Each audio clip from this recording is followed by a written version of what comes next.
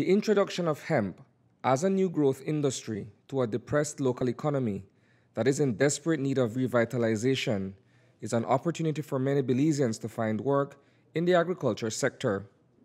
It also raises serious concerns within the church, as well as among other interested parties that are conservative in outlook. For one enterprising businessman, cultivating cannabis sativa on a large scale, specifically for industrial use, is a chance to expand his portfolio. It is also a prospect for the creation of much-needed employment. We have 5 acres behind me.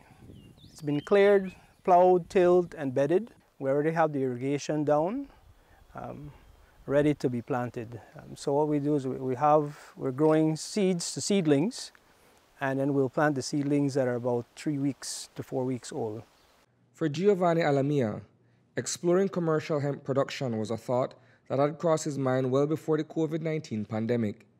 With the advent of widespread disease in 2020 and the devastating effect it had on Belize's economy, he says it's now or never. My idea was to create an industry here in Belize, and COVID really pushed that idea, because I see where we can develop it more in Belize. For instance, in the US, you can only get 1.5, maybe 2 crops per year. In Belize, we can get 3.5 to 4 crops per year. So that already gives us an advantage. Industrial hemp is a type of cannabis sativa species that is one of the fastest growing plants that can be processed to manufacture a number of items that include paper, rope, textiles, and clothing. Hemp is also well known for its medicinal uses. Dr. Wayne McLaughlin is a research scientist and professor at UWI Mona campus in Jamaica. As you know, Jamaica has been growing cannabis for a long time. And I use the word cannabis rather than marijuana for specific reasons. But for a very, very long time, we have been cultivating cannabis, illegally, of course. But in 2016, that changed and it was decriminalized, not legalized. So that's again, a key difference.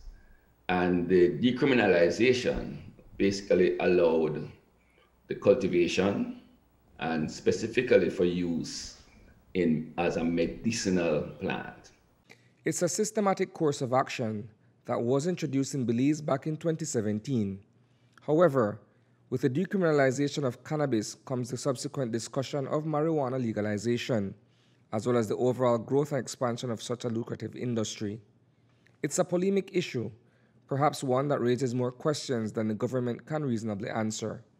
Yes, government expects to get revenue, tax dollars from this industry, but at the same time we need to incorporate the small man into this industry as well. There are players who are existing, and so we have to find a way for this plant that has been the source of so much division and warfare, for it to become one of unity.